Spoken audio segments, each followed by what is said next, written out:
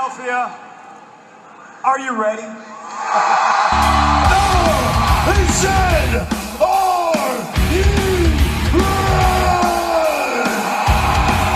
This is Brotherly Love Wrestling Podcast, your first stop for everything professional wrestling. So sit back and enjoy wrestling talk at its finest with your hosts, Larry Hall and Joe Corrado.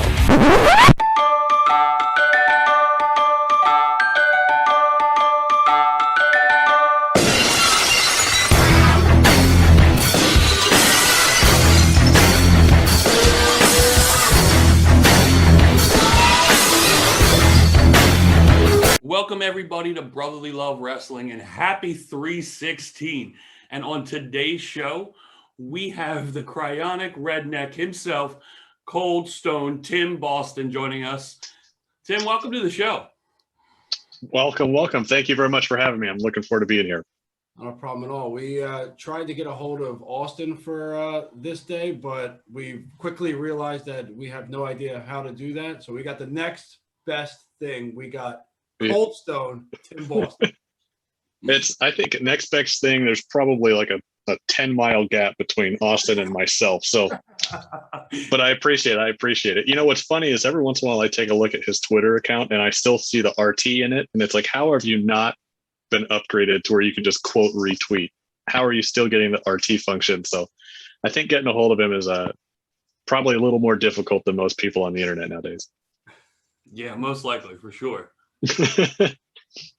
I mean, we couldn't even call Vince. He couldn't even hook us up. No, Vince is busy with his meat wraps.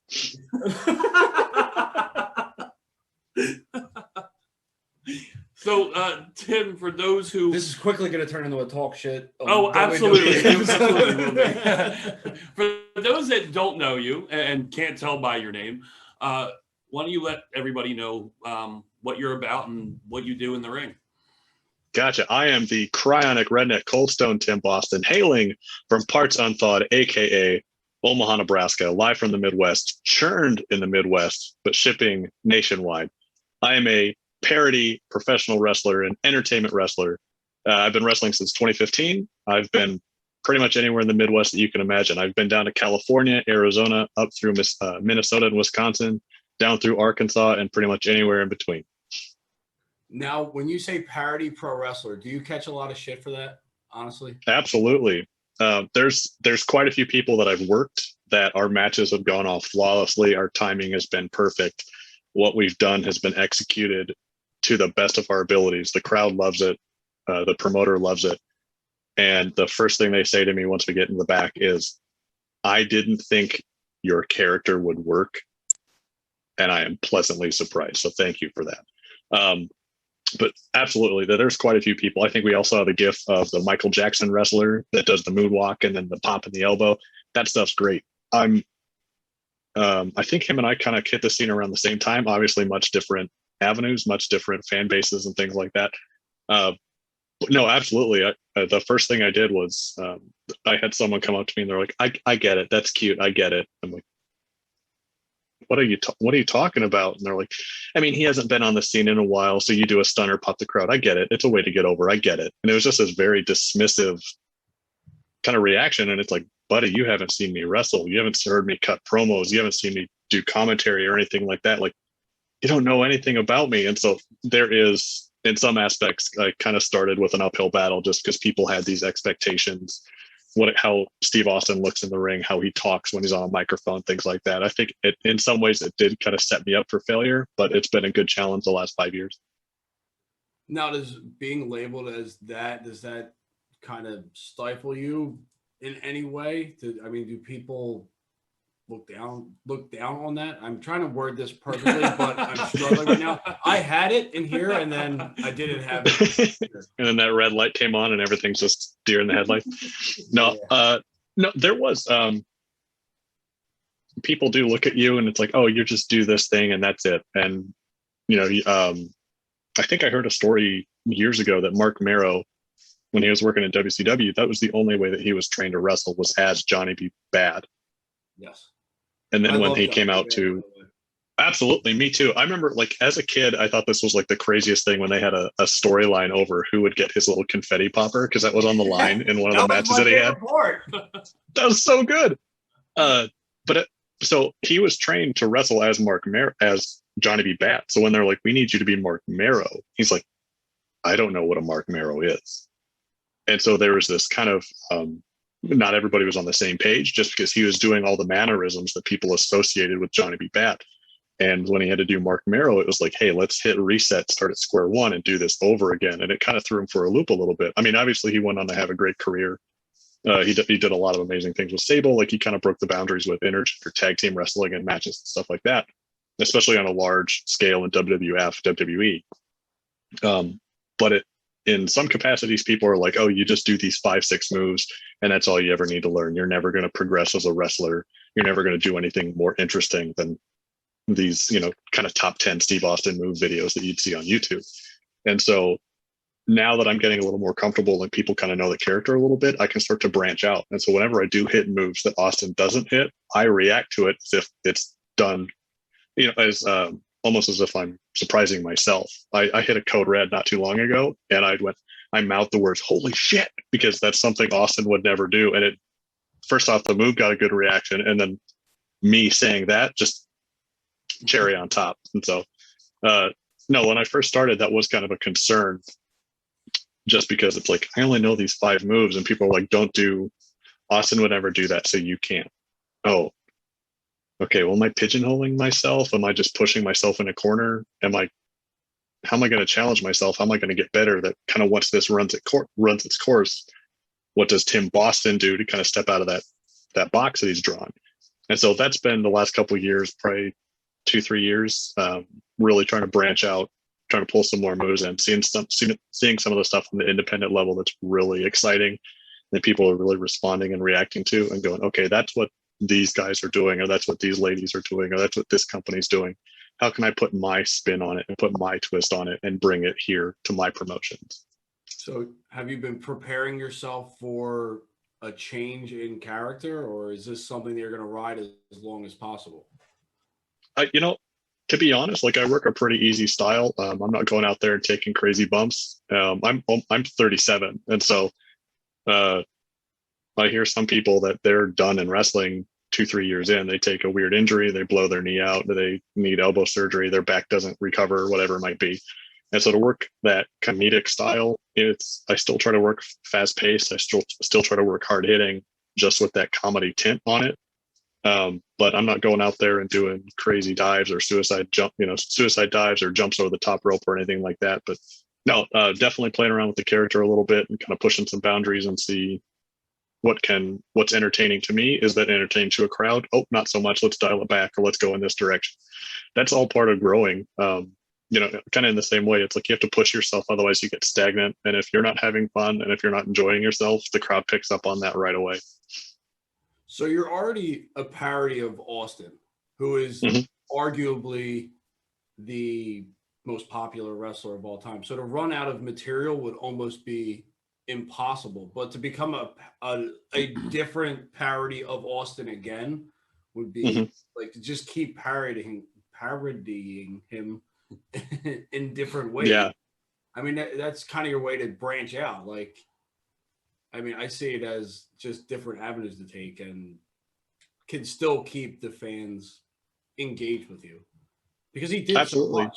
Like, you can, I mean, if you ever wanted to change your ego, you can easily become one of the Hollywood blondes. I could try real hard. I don't know if I have the haircut for it, but you have hair, not here, but you have hair somewhere. I know. I gotta see if I can grow it long enough and do the comb over beard and just kind of. So I do the one thing that obviously being the parody of Stone Cold, it already catches people's eye, and so one reason, as soon as I saw you, immediately made me laugh, and I thought it was really funny. And then I read a hashtag underneath one of your tweets, and it said, "Well, yeah," and then I really started laughing when you said, "Give me a well, yeah." I died. I thought it was one of the funniest things in the world. Wasn't expecting it. Like, when you started wrestling, was this like, all right, this is it? Or like, how'd you come across, I'm going to be a parody of Austin? Sure. So I love like dad jokes and bad puns. And so any sort of like play on something like that is right up my alley. I love comedic wrestling, Colt Cabana, Kikutaro, Toru Yano. Like those are probably my three favorite wrestlers. Orange Cassidy, obviously. I love that stuff. And then what they kind of do is they kind of deconstruct wrestling and then rebuild it in real time. You see them do these spots that, if you've seen them done once, you've seen them done 1,000 times. And it's like, well, what if we take this and stop it here? What if we do this here and we're both confused? Or what if we add this here? And they kind of take those spots that you've seen that you might see 4 or 5 times during a show and put a spin on it to now where it kind of keeps the audience guessing. It's like, oh, I saw that part, but I don't know where they're going with this way. And so that's really what I wanted to do as a wrestler, was kind of do that same spin and that same take on it. But my first step into a wrestling ring, I wanted to be a manager. I thought that I always had really good promotional skills, really good mic skills. Growing up in high school and college, I was always on like debate team and any sort of like public speaking. I just naturally gravitated to.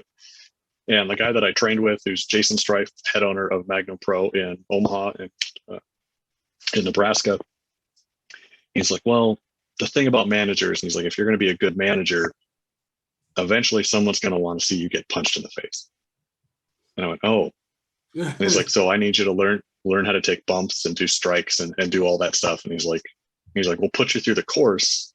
And he's like, as a wrestler, with the idea that you're going to be a manager. And he's like, but this will help you know your timing, your placement, your positioning in the ring, outside of the ring. He's like, when there's a lull, when do you need to jump in as a manager? When things are getting hot, when you need to step back as a manager so you're not distracting people from what's going on in the ring. And so after about 3-4 months of training and doing bumps and learning all this stuff, they're like, you've taken to this very naturally. This stuff that is clicking for you at a good rate, and it seems to really be working. What if we use you as a wrestler? What if we do this? And so my first in-ring spot, it was during a big Rumble. I think it was right around Mania that year, but I donned the Doink the Clown makeup and had a Doink the Clown outfit. And I got the holy hell booed out of me. People do not like clowns. And I thought it would be kind of this fun thing. It's kind of like a fun way to kind of ease my way into the local wrestling scene. It's like, oh, that's the guy that parodies all the WWF and WWE Hall of Famers. And oh, I know Doink the Clown as a kid. And the second my music hit and I showed up, I did the big doink thing and doing the dances, and they booed me and gave me the finger like I had stole money from them. So it was like, oh, okay, maybe the clown avenue isn't the way we go. But right, I think it was in 2015. I think that was the year that Macho Man was inducted into the WWE Hall of Fame. And so everyone's going around and doing their Macho Man. And they got their fingers coiled up. Oh yeah, let me tell you something, brother. And they got the whole mannerisms, and they're looking through each other, not at each other, if that makes sense. Macho Man always looked like he was staring at somebody 1,000 feet away. But we're all doing voices and we're cutting promos, and so it just started kind of just going downhill. Everyone's like, oh, well, I do a Macho Man. Oh, I do a Hogan. Well, I do a Steve Austin. Well, let me tell you something. I gotta do like that, blah, blah, blah, blah. And we start doing the mannerisms, and it was like, that's when everything clicked. It's like, that's what you need to do. You need to talk like Steve Austin. You need to act like Steve Austin, but you are very clearly not Steve Austin, and that's the character. And so that's kind of where it started and picked up from. It's pretty. I can't even imagine enough. Well, look, he's a big Savage fan. It's Sure. So much so that he has it tattooed on his calf. Mm-hmm. He tries to do a Macho Man. I do a pretty good Macho And he Man. does do a pretty good Macho Man. I'm not saying he's bad at it. And he gets There's about an episode to back me that I do a good Macho Man, but I can only get 3 minutes in and then I'm out of breath. Exactly. Yeah. So It puts your voice through the ringer too. So. yeah, and like, were you apprehensive, being like, this is one of the biggest stars of all time? Like, it kind of want to be like, I don't know if I should. So in some capacities, it gave me a head start. Because when you learn something new, if you learn to play guitar, if you learn to paint, you watch what the masters do and you replicate what they do. You try to mimic that, and you take it apart and you go, no, this works. I've seen the final piece of art, or I've heard the final song, and I know why this works. but now let's deconstruct it to see what all the elements add up to. Let's take this apart. How fast does someone walk when they enter the ring? How do they stand? How's their body language and composition? When they hold the mic, do they hold it a certain way? When they lock up, are they doing it a certain way? When they kick, where are their hands? Where are their body alignment and positions? And so in some capacity, I already had like a roadmap of like, this is how this works. As long as you hit these beats, this will continue to work for you. And so that's really, I watched I think I watched probably 8 months of Steve Austin matches. Every night I was watching wrestling every night for hours just to get the mannerisms, the mimicry. How does this work? Because, people know Steve Austin's voice sounds a certain way. Steve Austin walks to the ring a certain way. Steve Austin throws a kick and a punch a certain way. If I can't do that as well as he did, the illusion is gone. And so there was, in some capacity, hey, there's a really easy way to do this. And then other ways it was like, you've really kind of set yourself up, because now people know what to expect and how this works. And if you can't go out and there deliver, that's going to be a problem. Yeah, I can see that. So go ahead. So where does the ice cream come in? Yes. The ice cream. First off, I actually do eat a lot of ice cream. And so it was just very naturally. And it was always just like this. When I was putting characters together and kind of talking about things, it's like, well, okay, I grew up in a small town, and all my family members listen to country music, so maybe I can do like this redneck thing. And then there were a trio of redneck professional wrestlers in the area. Okay, well, that's kind of stolen. Okay, well, there's this strongman guy. Nope. Okay, there's an actual strongman guy here. Okay, crap. Well, what if somebody does something like this? No, we have 3 characters that all do different shades of that. What can you do? And it was like, no one does comedy wrestling. No one tries to appeal to kids.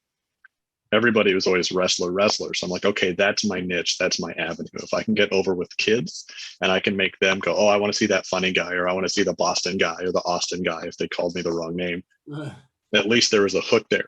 And so having that's where even well, yeah, came from. Little kids can't scream hell yeah, but they can scream well, yeah. And so that was really the fun part of it. Let's put a family friendly spin on Steve Austin's catchphrase.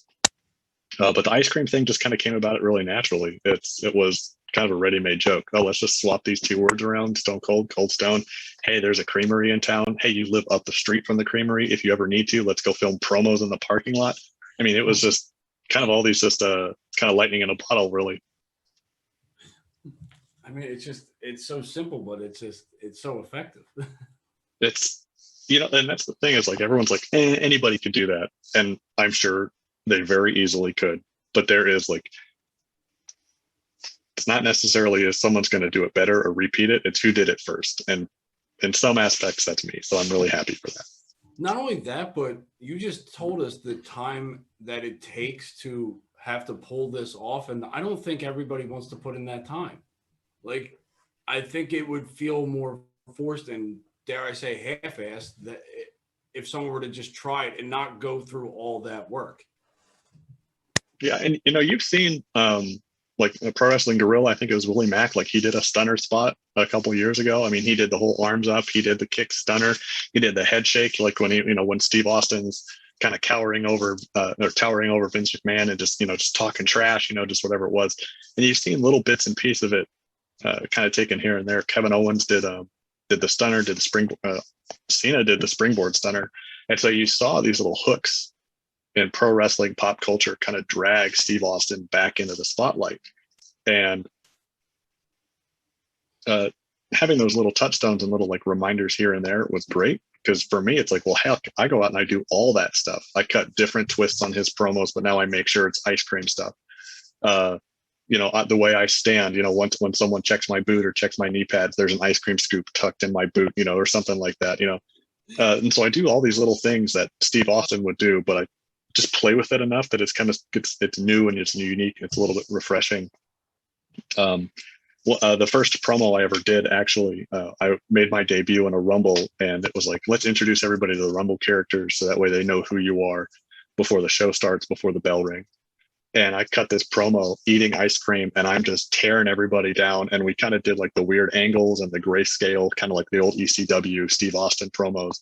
And I was like, I'll throw you out of there as if you forgot to tip. Give me a well, yeah. I slammed the ice cream down and I just walked past the camera. And it was like, people are like, okay, I haven't seen this guy yet, but I'm on board. Let's go with this.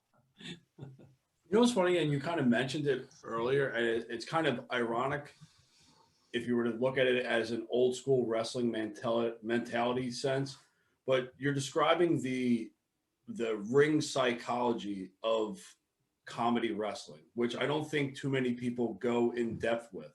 Like, people just look at it as comedy wrestling, and they don't, like when you were talking about changing things up on the fly and changing a spot and making it a confusion spot instead of the actual spot. Like, people don't really think about that. I think they just look at it as, oh, it's just these guys are fucking around.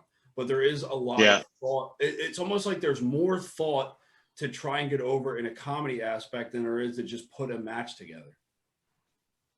There is. Professional wrestling is a really good, it's execution on timing and fan interaction. I have to know when to hit somebody or take a hit when we bump. You know, if we do it too early or too late in the match, are we doing something that's entertaining, that's engaging? People know what pro wrestling is. So if you go out there and you do something that doesn't look or sound like pro wrestling, blinders come on. They pick their phones up, they start talking to each other. They're looking at everything but the ring. And also there's a lot of, like, in the same way that there is bad professional wrestling, there is very bad comedic professional wrestling. People tend to think that it's more like stand-up comedy, bell to bell, and it's not. You have to go out there and wrestle. You have to go out there and throw strikes and chops and kicks and punches and all that stuff. You have to do those moves, and then you have to know when to sprinkle in the comedy bits. I did a back-to-back really good seminars with Jimmy Jacobs and then also Hurricane Helms, and both of them had said, everybody thinks that I think this was a play off a thing that Mike Tyson had said. And it was like, everybody's got a game plan. Everybody thinks there's funny. Everyone thinks they've got a joke until they get punched in the face. And even with Hurricane, you know, he's great at it. I love watching Hurricane. Shane Helms is one of my favorite wrestlers because he knew when to, go for the choke slam spot. Oh, it's not working. Duck something, flip around, hit this big impact move. Well, okay, that's not a comedy spot, but it started as one.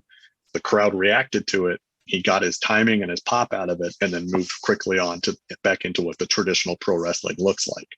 And I think that's with what little authority that I have, I think that's what a lot of comedic wrestling is missing, is they don't know when to put a standard wrestling match together and then add the comedic elements. I think they start off from a comedy spot first and then hope that just carries them to the end. You mentioned them earlier, and I'd be remiss to mention Orange Cassidy. The first time that I actually got to watch him wrestle live, well, actually, first time I got to wrestle him at all was live. So, crowd reaction played a big part of it, but to laugh that hard at wrestling and then to be that impressed in the same breath at a wrestler who I thought was just, he's just comedic wrestling. He just doesn't care. Like, it was mind blowing. It was like, I've never actually stopped and thought about comedic wrestling until later on in life. Like, I was in my 30s and I saw this guy, Orange Cassidy. I was like, oh my God, this is what I miss. This is the fun I want to have watching wrestling. It's not just wrestling matches anymore. Like, I want to have fun. And that's the type of, I like, when I watch movies, I watch comedies. Like, I want to laugh. Like, everything's too serious. And wrestling. Well, even in like, sorry to interrupt. If you draw a comparison to like even horror movies, they give you kind of that jump scare. That's really not the big scare of the scene, but it's usually someone going, stupid cat, and then there's the little break, the little comedy element, and then boom, right back into the horror again. And so, you know when to work it in, and you can make it very effective. Another guy I'd kick myself if I didn't mention it. Man Scout Jake Manning is another one that does really great comedic wrestling. He had a phenomenal match against a camping tent at Pro Wrestling Revolver in December of 2019. Phenomenal. It was probably about 15 minutes long, and the crowd was engaged bell to bell. It was great. Well, and like that, and like I said, like you said earlier, with the bad and the good. Aside from Orange Cassidy, I think another name to add to that, it's a tag team, is Team Tremendous, Dan Mhm. Barry and Bill Carr. They Yeah. blew me away when I first saw them because they are so good. And Bill, especially, Bill's a big dude, and the matches he can put on, but they're hilarious. But they know how to mix it in right, and especially doing with tag team wrestling, like it's just and like in our form, like you said, it's just when people can do it good and do it well, it's amazing. It really is, Mhm. and for them, they're another name to add to the list of really, really good professional wrestlers, but know how to make you laugh to almost crying at the same point. I Yeah. think Dan's going to be pissed that you're considering him a comedy wrestler. Ah, He is a wrestler that does comedic element. No, those are two other guys that are great, and I'm glad you brought them up because they're like their timing, their positioning, their placement in the ring. They're wrestlers through and through. They have a great background in traditional standard, like what people call standard professional wrestling. And now since they've kind of deviated from that, they still know their timing. They still know their places. yeah. That's probably one of the best compliments I've ever received was for a promotion. I worked for them the first time. They didn't really know much about me. I went and worked. He's Ryan Cruz up in Minnesota. He's a phenomenal wrestler. He's kind of set the tone for what Minnesota wrestling is for about the last 15 years. And the second we get back to the back, that the promoter was like, that was comedy wrestling done right. Please come back and do that every month. And so I was able to get great bookings from them. But we had a wrestling match first and then said, okay, where's a little lull we can kind of pull people in. Let's pull the ref in. Let's do something to him. Let's get the photographer involved. She's standing right next to the ring. Let's get the announcer involved. He's walking all the way around and get the best vantage points. How can we work these guys in? Because you look at some of the matches on a card and it's like, these are straight down the line pro wrestling matches. Nobody goes outside the ring. Nobody's interacting with the fans. No one's doing anything with the ref outside the standard ref bump, of which there's 4 already done tonight. What can we do that's different? What can we do that's entertaining? That's going to be, kind of shock people and kind of go, oh, they're doing something, and really kind of get their attention going. How important is it to interact with everyone around the ring? I mean, you mentioned it a couple of times. Like, how important is it for you to actually interact with either the fans or anybody else around the ring? Yeah. Well, the referee is usually like the hidden third man or fifth man, depending on if it's a tag team. They're just as important in the match and in the ring as the professional wrestlers are.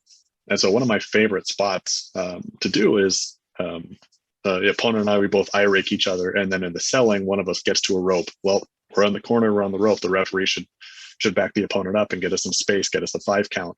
And then in that window, my opponent does something to the ref, or I do something to the ref, where my opponent can cheat, and now my opponent can kind of get the hand, take advantage of that situation. And so there's an opportunity there where it's like, hey, we're not bumping you, we're not knocking you down, but I'm going to give you an atomic drop, and I want you to sell your tailbone for the next 5 minutes. Can you do that for me? And then they go, maybe. I've never been asked to do that before. And there's kind of there's an excitement in their eyes, and you kind of tell they're a little jittery because it's like, I don't count to 3, 5, or 10. I think I can do that. And so kind of doing something different and, getting them involved. People don't expect the referee, when they go for the 3 count, they hit 1, 2, grab their crotch and then roll over onto their back. People don't expect that because it rarely ever happens. I think a lot of bad comedy spots just come from, hey, I'm over and I think I can pull this off, so let's go with it. And you still have to wrestle. You have to do the moves. You have to do the actions. You have to fall down. So you said about you were all over the Midwest. Now, have you or do you want to come like to the Northeast down or go down into Florida, like maybe for WrestleMania weekend and wrestle down there? Like, what other places have you gone and do you want to go? that's over the last couple weeks, I've discovered that I have a very large following in Germany, and I'm not entirely sure how. So but I woke up one morning and I had I woke up one morning and I had about 20 followers, all from Germany, all speaking German and all referencing me in German. And so I knowing my luck, this is going to come out that this is like a big joke or prank against me, and they all think this is hilarious, that the dumb American Tim Boston is like was very entertained by all this stuff. But someone had mentioned that, like, we'll get you over here for 16 karat. You need to be in this match. And I'm like, what? Like, that's like Walter came from there, Dragunov came from there. They've pulled Chris Brooks, who does he's another great like comedic style wrestler. He's in Japan right now. It's like they have all these huge names that are as part of NXT UK or have been pulled over to WWE as part of the NXT scene here. It's like these guys are like real wrestlers. I don't know if I'd really fit in with them. But I'd love to make it up into Canada. That's a straight shot for me. It's about 12 hours or so in the car, but I would love to get into Canada.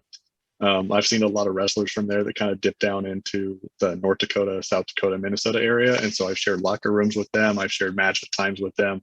I've bumped elbows with a lot of those guys. Kind of a working down for a WrestleMania scene where it's like wrestling for 72, 96 straight hours. I would love to do that. I think that would be great. Obviously that last year didn't work out for everybody. This year, I'm still kind of on the fence about it. But next year, sure, once everybody gets vaccinated up and kind of understands, if we still need to social distance and wear our masks and whatnot, still, understand those rules and appreciate those rules. But yeah, it's, I'm in the mindset that if someone says, hey, we want you here, I'll pick up and go wherever you need me. And so I've reached out to a lot of places. It's really just, it's kind of like I said earlier, where it's like people have this expectation and they're like, oh, it's this guy, you just rip off Stone Cold. And I think if I can get someone to just watch a match or just, hey, watch this promo, and I think you'll get it. I think that's when stuff will really pick up. I've had great success here, don't get me wrong. I've been able to travel. I've been able to wrestle some great people, to be in locker rooms with some great people and really learn and pick up from them. But kind of branching outside those states, 2, 3, 4 states over, I'd love to. That's something I look forward to. I find it unbelievable that someone just won't watch. As easily accessible as everything is right now, to just not watch something to potentially make your promotion better or stand out is just mind-boggling to me. So you think for the better part of a year, all the promotions hit pause. Yeah. No new wrestling, no new content. There were some people that I consider a lot of the promoters that I work with my friends, my best friends in wrestling. And then it's like, man, I haven't talked to this person in 8 months. Why not? Oh, because I only talked to them about wrestling and they're not wrestling, so we have nothing to talk about.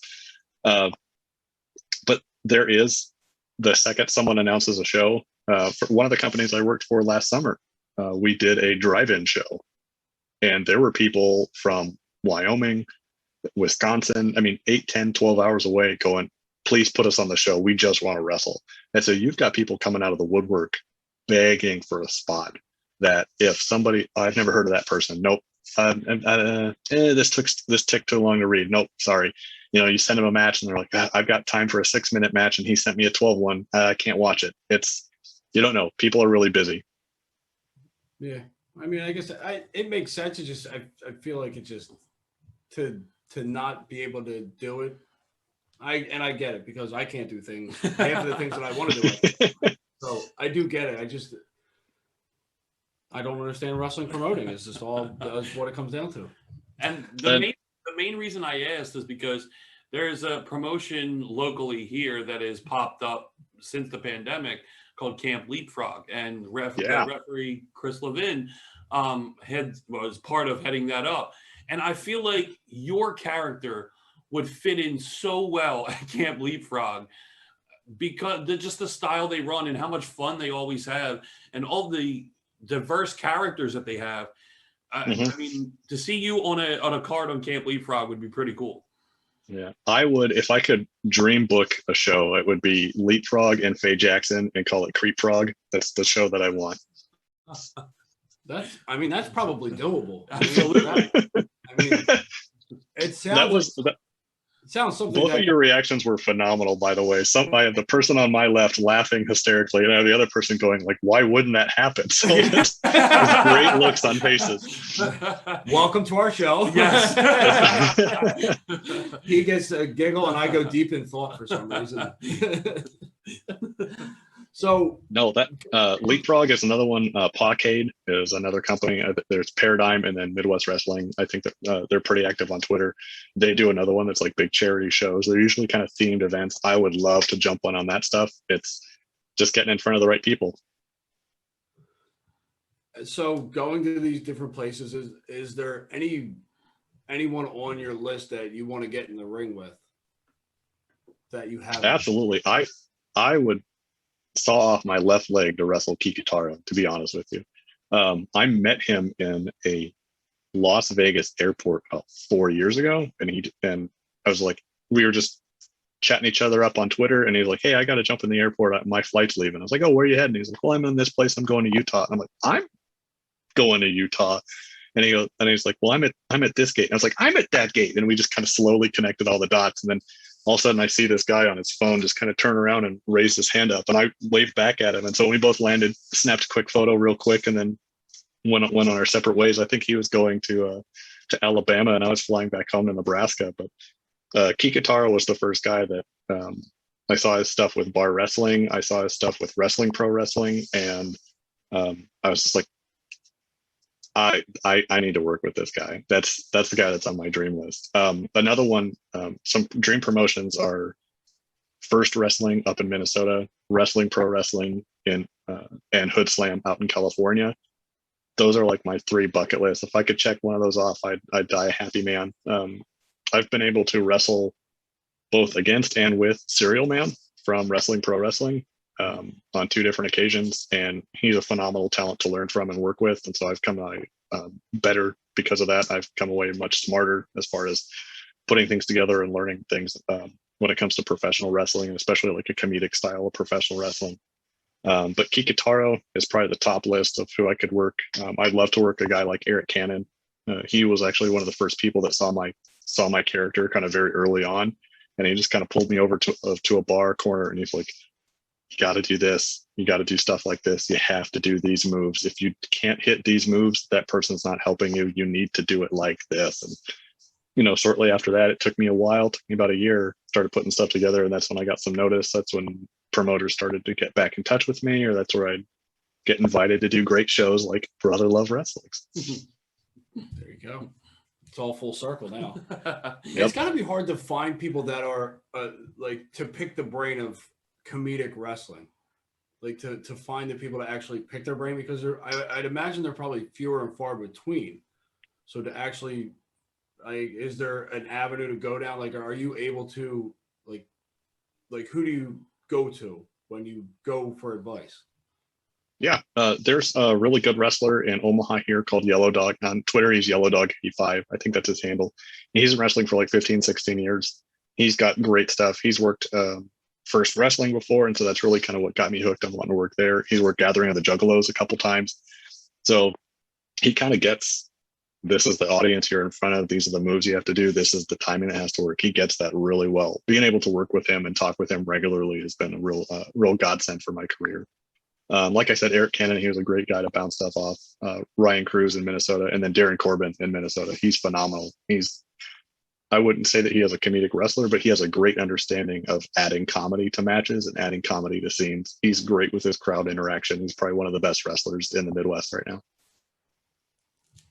Well, Tim, we want to thank you for taking the time and talking with us, and hopefully introducing you to a whole new group of fans here in the Northeast, because we want to get your character out there, because I mean, who doesn't love a parody of Stone Cold Steve Austin? Who doesn't love ice cream? And ice cream, exactly.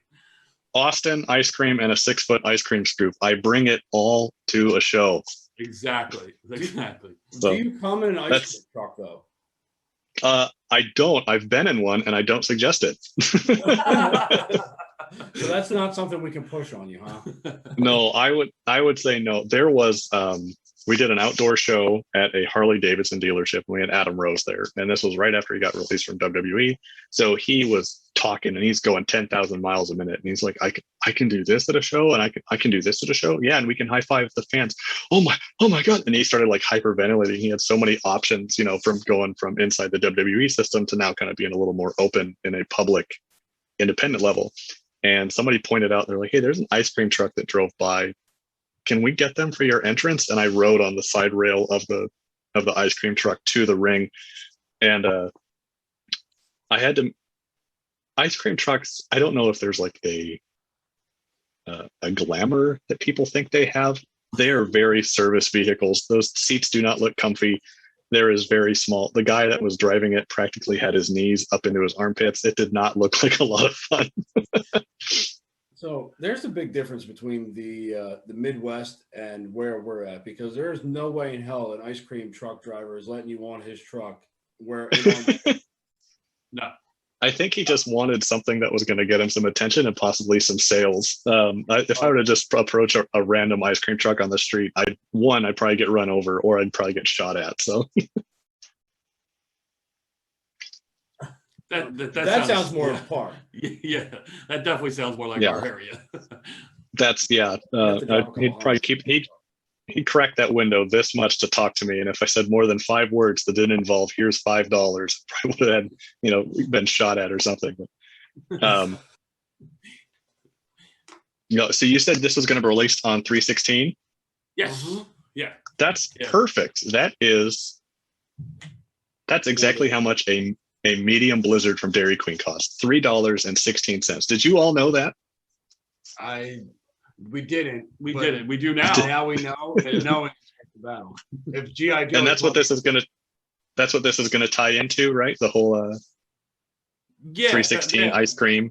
Perfect. Absolutely. Man, you guys are ahead of the game. That's why we're doing it. Yes. That's why we're both wearing these shirts too. I mean, just perfect.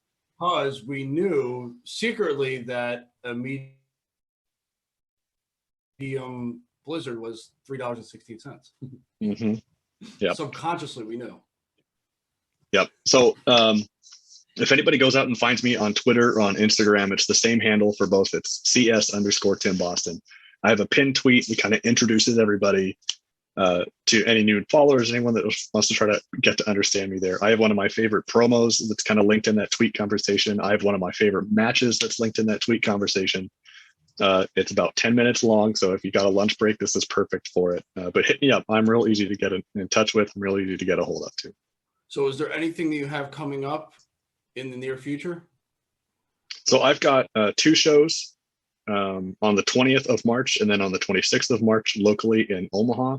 I think we do the iPay-per-view or the one on the 20th. And so that'll be a lot of fun. This is me breaking back out into a singles role after being part of a tag team for a little over a year. And so we're going to bust out some fun stuff. If anybody's got a chance, I think go ahead and try to grab it. I think it's about $15, I think is what they charge for those. But it's just through ticketleap.com, just search for Magnum Pro and you should be able to find it. I've been promoting it all month on my Twitter and my Facebook and my Instagram accounts. But this one, I'm excited about any opportunity to get in front of a ring and get in front of a live crowd. But this one I'm excited about. I've been working tag teams in the area for about the last year and a half or so. And this one I'm finally coming back to singles. And so that really opens up some opportunities for me. And so we're going to hit it with all 8 cylinders. So is that preferred singles over tag? I think it can work. But with the guy that I've been working with, he's the more established of the two. And so I'm the take the heat guy. He's get the comeback guy. And so you can only do so much stuff with your back on the mat. You got to get to the point of where you're the comeback guy. I know. I got to put my time in. So. Well, Tim, again, thank you so much for taking the time and talking with us. It was a pleasure. We hope to see you soon. And hopefully, maybe leapfrog. Maybe Chris sees this. We try and get you out here to the Northeast, and we see you up close and personal sometime. We manifest destiny. I'd love to. Yeah, we're putting it out in the public now. Now everyone's going to pay attention to it. So I appreciate this. Thank you so much. All right, have a good night, and thank you everybody who's watching. And enjoy the ice cream. Yes. Yeah. Give me a well. Yeah. Have a good night, fellas. Well, yeah.